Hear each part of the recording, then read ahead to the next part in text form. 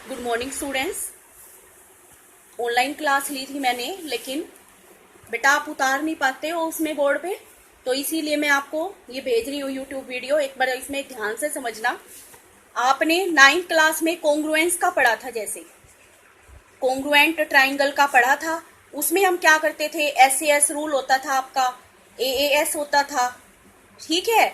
और क्या होता था, AAS हो गया, ASA हो गया, SSS हो गया, ये सब होते थे रूल, ठीक है।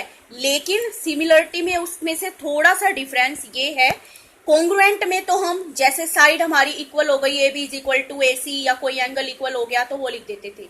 लेकिन सिमिलरिटी में थोड़ा डिफरेंस ये है, इसमें एंगल तो हम वैसे ही लिखेंगे, लेकिन जो हमारी साइड है वो कोरस्पॉन्डिंग साइड रेशो में होती है सिमिलरिटी में। मैं तुम्हें एक बार बता देती हूँ। जैसे ये ट्राइंगल है हमारी दो, ABC और ये DEF। तो इसमें क्या होता है, मान लो आपकी दो ट्राइंगल दी हुई हैं और इसमें हमें SSS वाला जो रूल है वो कैसे इक्वल होगा, इसका AB upon DE corresponding sides equal होंगी, BC अपॉन EF कोरेस्पॉन्डिंग का मतलब होता है एक जैसी दिखने वाली, AC अपॉन में DF। तो इसमें जैसे हम लिखते थे AB is equal to DE, BC is equal to EF या AC is equal to DF, लेकिन इसमें हमारी साइड प्रोपोर्शन में आ जाती है, यानी डिवाइड में आ जाती है, यानी रेशो में आ जाती है। कहने का मतलब ये है। तो ये होगा हमारा SSS क्राइटेरिया। उसमें हम रूल लिखते थे, इसमें क्राइटेरिया ऑफ सिमिलरिटी। समझ में आ रहा होगा ना मैं क्या बोल रही हूँ, SSS क्राइटेरिया ऑफ सिमिलरिटी। और उसमें आप क्या लिखते थे, CPCT रूल, CPCT लिखते थे ना उसमें, CPCT रूल। इसमें हम लिखते हैं CPST रूल। इसका मतलब होता है corresponding part of similar triangle, वो तथा कॉन्ग्रुएंट ट्राइंगल, इसमें होगा सिमिलर ट्राइंगल। क्लियर। अब SSS तो मैंने आपको बता दिया। SAS कैसे होगा, मान लो हमारी कोई दो साइड इक्वल है, दो साइड मतलब प्रोपोर्शन में है, और हमारा कोई एक एंगल इक्वल हो जाए, मान लो angle C is equal to angle F है, तो ये हो गया हमारा SAS क्राइटेरिया। दो साइड प्रोपोर्शन में है और एक हमारा एंगल है इक्वल। ओके। इसके बाद आता है बेटा एक आपके लिए बिल्कुल नया रूल है, AA। इसका क्या मतलब है, AAA भी हो सकता है, या किसी में हमारे दो एंगल भी इक्वल हो रहे हैं तो वो भी ट्राइंगल हमारी सिमिलर होती है। इसका रीजन ये है, ट्राइंगल में हमारे तीनों एंगल का सम बाय एंगल सम प्रॉपर्टी 180 होता है। मान लो आपको दो एंगल दे रखे हैं इक्वल, तो तीसरा तो आप अपने आप ही निकाल सकते हो ना 180 में से माइनस करके। इसीलिए हमारे यदि दो एंगल इक्वल हो जाएं किसी भी दो ट्राइंगल के, तो हमारा वो भी ट्राइंगल सिमिलर होता है। उसको हम सीधा लिख देते हैं AA क्राइटेरिया, ठीक है। AAA हो जाए तो बेस्ट है, अगर नहीं हो रहा तो हम सिंपल लिख देते हैं AA क्राइटेरिया। हमें तीसरा एंगल दिखाने की जरूरत नहीं होती। तो ये आपके सिमिलरिटी के कुछ क्राइटेरिया हैं, वो मैंने आपको बता दिए हैं। अब आप एक्सरसाइज 6.3 देखोगे तो आपको और अच्छे से समझ में आ जाएगा।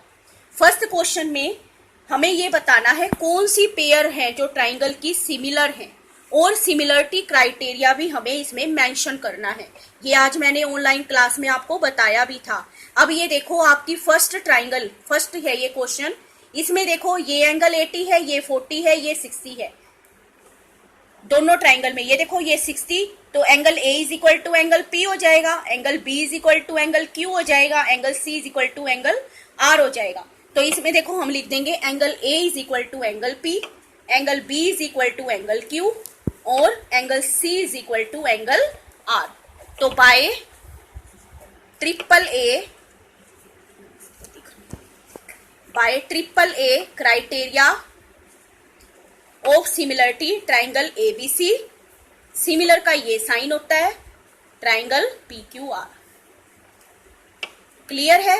अब आप सेकंड पार्ट में देखो, सेकंड पार्ट में एंगल नहीं दे रखा हमें साइड्स दे रखी है।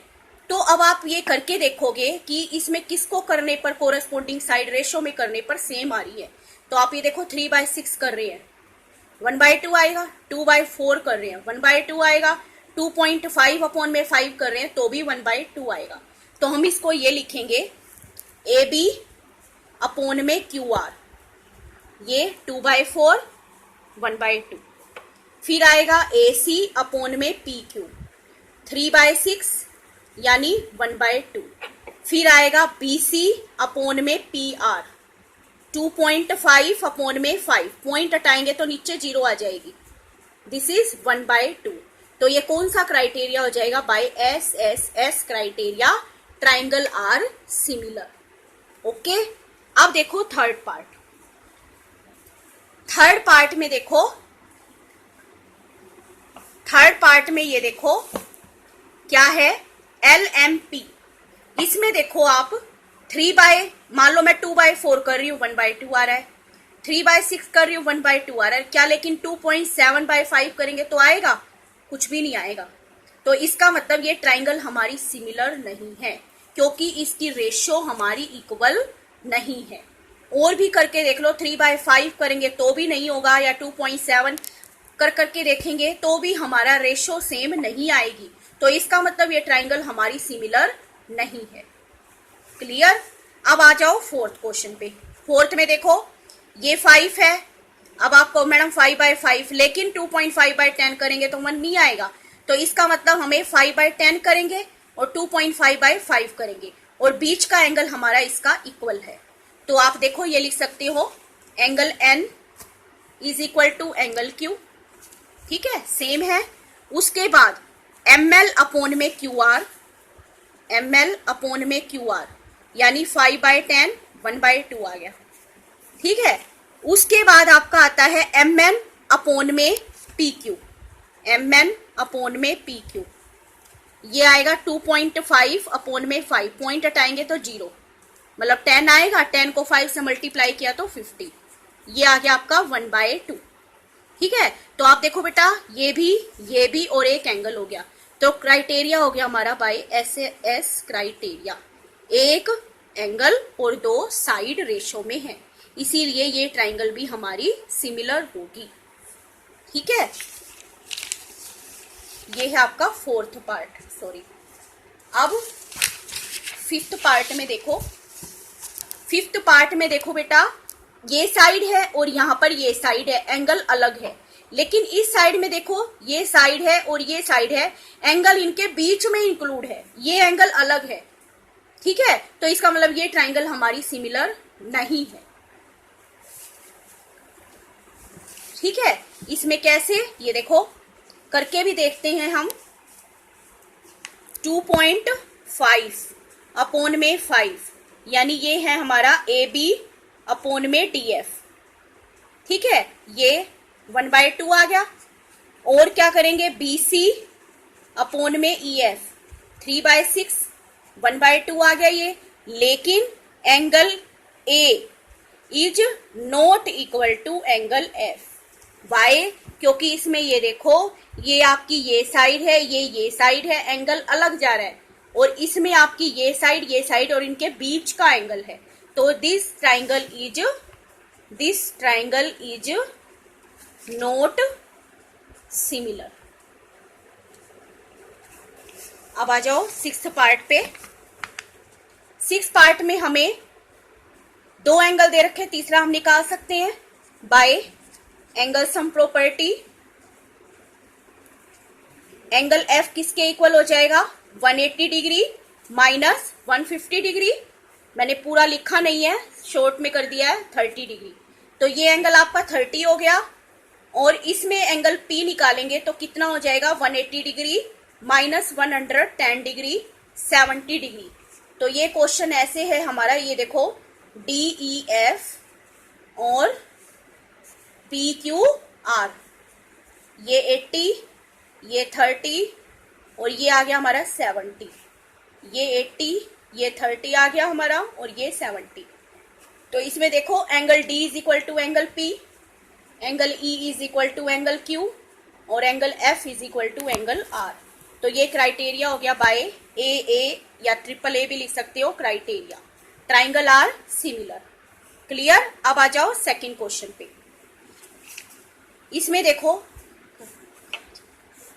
ये तो लाइन पैरेलल दे रखी है, ये डी सी, ये ओ, ये ए और ये बी। ये 70 डिग्री का एंगल है और ये 125 का। तो देखो बेटा ये लाइन पैरेलल है, ये ट्रांसवर्सल लाइन हो गई। तो ये देखो angle DOC plus angle BOC is equal to 180 degree by linear pair. ठीक है, डीओसी हमें निकालना है और बीओसी हमें दिया हुआ है 125 डिग्री, 180 डिग्री। तो एंगल डीओसी किसके इक्वल हो जाएगा, 180 डिग्री माइनस 125 डिग्री। तो DOC is equal to 55 degree. एक तो हमें डीओसी फाइंड आउट करना था, ये आ गया हमारा 55 डिग्री।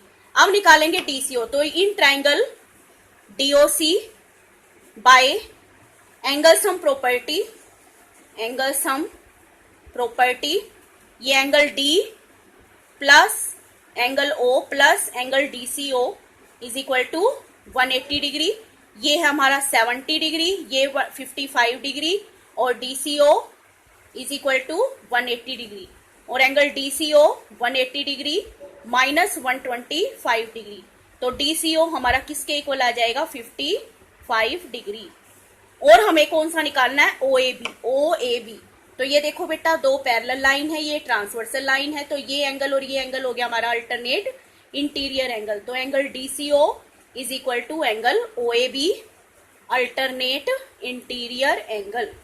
तो angle OAB is equal to 55 degree.